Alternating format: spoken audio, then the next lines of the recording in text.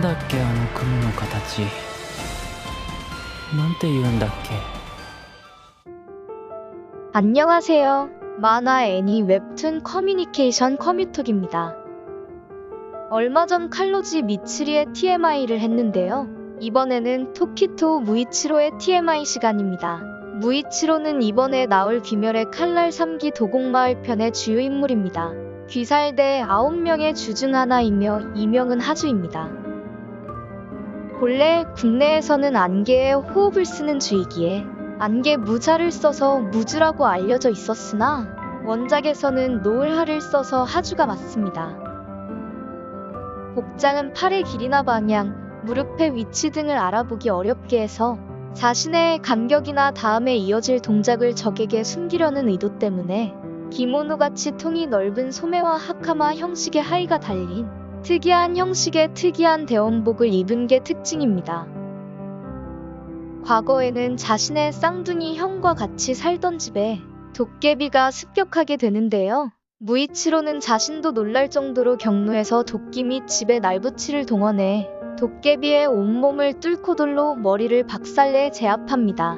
날이 밝자 죽다만 몰골의 도깨비는 소멸해버렸지만 자신은 큰 부상을 당하고 유이치로는 과다출혈로 인해 죽어가고 있습니다. 유이치로는 그동안 동생에게 무이치로의 무는 무의미함의 무라고 말하며 쓴소리로 일관했었는데요. 유이치로는 죽어가면서 신에게 빌기 시작합니다. 동생은 착한 아이예요. 좋은 일을 하려던 걸 제가 말렸으니 천벌은 저에게만 주세요. 유이치로는 무이치로에게 사실 무이치로의 무는 무한의 무라고 말해줍니다. 유이치로는 사실 언제나 무이치로마저 잃고 싶지 않았던 마음이었지만 아무리 선량하게 살아도 신도 부처도 지켜주는 것은 아니라 여겨 자신이 무이치로를 지켜야 한다 생각했습니다. 부모님을 잃고 늘 마음에 여유가 없던 탓에 무이치로에게 차가운 태도를 유지했던 것인데요. 결국 형은 죽고 무이치로 역시 위급한 상황에서 우부야시키 카가야의 아내인 아마네에게 발견되어 치료를 받고 살아나게 됩니다. 하지만 쌍둥이 형 유이치로의 죽음을 눈앞에서 목격한 충격에 무이치로는 기억상실증에 걸리게 됩니다. 기억은 잃었지만 도깨비의 증오심은 남아있어 귀살대에서 피를 토할 정도로 단련합니다. 14살의 귀살대의 기둥이 되는데 이는 검을 잡은 지는 불과 2달 만이라고 하네요. 무이치로는 원래 이타심이 많은 성격이었지만 기억상실증이 걸린 이후로는 차갑고 비관적인 성격으로 변하게 됩니다. 이 차가운 성격은 마치 죽기 전 형의 성격과 비슷한 것 같은데요. 사실을 바탕으로 악의 없이 거친 말을 날립니다. 상대방의 성질을 긁는데도 탁월한 재주가 있어 수백 년이나 살아온 교코를 농락 도발했습니다. 다시 기억이 돌아오면서 온순해지고 말도 많아졌습니다. 하지만 주훈련에서 과제를 끝내지 못한 대원에게는 변함없이 독서를 날리는데요. 기억을 되찾은 후로는 본래의 성격을 보여줬지만 냉정해야 할 때가 오면 전과 같이 아주 차가운 모습을 보여줍니다. 기억을 잃었을 때는 말투나 행동이 형과 비슷했는데 무이치로는 이것을 두고 형이 자기를 지켜준 거라며 기뻐했습니다. 말투는 거칠어도 속은 섬세한 형보다 멍해 보이는 자기가 더 대담하단 자각이 있었던 모양이네요. 주인공 탄지로보다 나이가 어린데도 칼을 잡은 지 2달 만에 주가 된 무이치로는 역시나 작품 내의 최고의 재능충이라고 볼 수 있을 것 같은데요. 이렇게 타고난 재능이 있는데도 불구하고 그에 안주하지 않고 노력까지 하는 사기 캐릭입니다. 꺽쇠 까마귀의 말로는 해의 호흡 사용자의 자손이라고 하며 과거 회상에서 우부야시키 가문의 인물들의 말을 들어보면 원래 토키토 가문이 해의 호흡을 계승하는 가문인 듯하지만 해의 호흡의 검사가 후계자를 남기지 않기로 결정했기 때문에 대가 끊긴 상황이었습니다.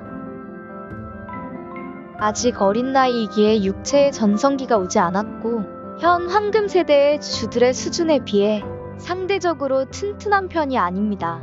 물론 이건 현 황금 세대 주들과 비교해서 이런 것일 뿐, 도곡마을 편에서 탄지로를 완력으로 압도하는 것을 보면 엄청난 괴력의 소유자라는 것을 알 수 있습니다. 탄지로도 일반인과는 넘사인데 말이죠. 주들 간의 팔씨름 대결에서도 7위로 하위권에 속하는데요. 아래로는 이구로와 시노부만이 존재합니다. 이렇게 보니 주들의 신체 능력이 정말 대단한 것 같습니다. 달리기 시합에서도 무이치로는 8위였습니다.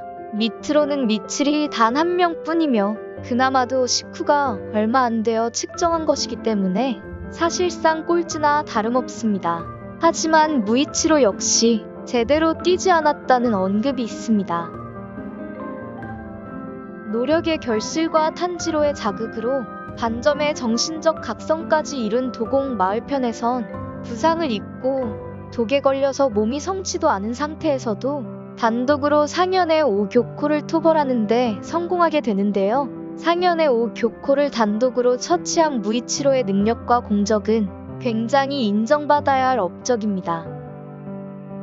실제로 나머지 주들과 상현의 싸움은 주와 일행들이 눈물겹게 분투하며 상현 하나에 대적하는데 반해 무이치로만이 유일하게 상현을 단독으로 토벌한 것이니까요. 물론 최종 국면에서 제니츠가 새롭게 상현에 유기된 사형 카이가쿠를 꺾었지만 몇백 년 동안 군림해온 다른 상현들과 달리 카이가쿠는 상현이 된 지 몇 달밖에 안 된 애송이 도깨비라 이 경우는 예외에 가깝습니다. 무이치로는 바람의 호흡에서 파생된 안개의 호흡 사용자입니다. 하지만 무이치로의 오리지널 호흡은 아닌데요.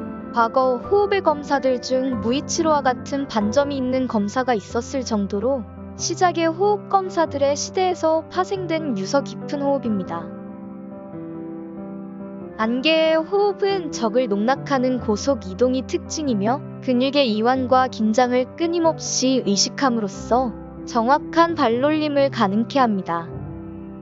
앞서 설명했듯이 상현의 오교코와의 전투 도중 반점이 발현되는데요. 안개의 호흡 사용자답게 구름 모양 반점이 나왔으며 붉은 빛을 띠고 있습니다. 주들 가운데 제일 먼저 반점이 발현된 것이죠. 도곡마을 전투가 끝나고 어느 정도의 시간이 흐른 뒤 몸이 불편한 큰 어르신 대신 주합회의에 나온 아마네에게 반점이 발현되는 조건을 설명하게 됩니다. 시간이 흐르고 최종 국면 당시 무이치로는 상현일이자 최강의 상현인 코쿠시보의 앞으로 떨어지게 됩니다. 코쿠시보의 위압감에 긴장하던 와중 코쿠시보는 무언가 그리운 기척이 느껴진다고 말합니다. 무이치로는 코쿠시보의 압도적인 강함 앞에 왼팔을 잃고 고전을 하게 되는데요. 교전 도중 내비치는 세계를 터득하게 되고 코쿠시보의 허리에 칼을 찌르는 데에 성공합니다. 하지만 코쿠시보에게 허리까지 절단되며 상반신과 하반신이 분리되게 되지만 무이치로는 결국 혁도까지 만드는데 성공을 하는데요. 무이치로는 혁도를 만들고 곧 사망합니다. 작중에서 순수 악력으로 혁도를 만들어낸 검사는 요리이치, 탄지로, 무이치로, 오바나이가 나오는데 선택받은 재능의 최초의 호흡의 사용자들을 제외하고 오바나이도 완전한 혁도를 만들어내지는 못한 것을 보면 한 손으로 그것도 하반신과 상반신이 분리된 상태에서 혁도를 만들어낸 무이치로의 잠재력과 강함이 어느 정도였는지 짐작이 가는 부분입니다. 귀멸의 칼날 세계에서 반점, 내비치는 세계, 혁도가 모두 가능한 인물이 몇 없는데요. 이런 천부적인 재능은 무이치로의 나이가 어려 더욱 더 대성할 가능성이 충분히 있었음에도 그 재능이 꽃피기 직전지고 말아버린 것이 굉장히 안타까우며 아쉽게 평가받고 있습니다. 무이치로와 게냐의 죽음 소식은 꺽쇠 까마귀들을 통해 다른 주들과 탄지로에게 전달되고 탄지로는 소식을 듣고 눈물을 흘리게 됩니다. 귀멸의 칼날 마지막 화에 도깨비가 사라진 현대에서는 유이치로와 무이치로는 쌍둥이 아기들로 환생을 하는데요. 너무 귀엽네요. 전생에 입었던 안개무늬 옷과 같은 옷감으로 만든 이불을 덮고 있습니다. 이렇게 무이치로에 대하여 알아봤는데요. 귀멸의 칼날 역대급의 재능충인 무이치로는 정말 매력 만점의 캐릭터인 것 같습니다. 일본에서의 귀멸의 칼날 인기 투표에서도 주인공 탄지로를 앞지르며 3위를 기록했는데요. 이번 귀멸의 칼날 3기가 나오면 그 인기는 더 올라갈 것으로 보이네요. 최고의 재능충 무이치로가 활약하는 귀멸의 칼날 3기를 기대하며 오늘 영상을 마치겠습니다. 감사합니다. 만화 애니 웹툰 커뮤니케이션 커뮤톡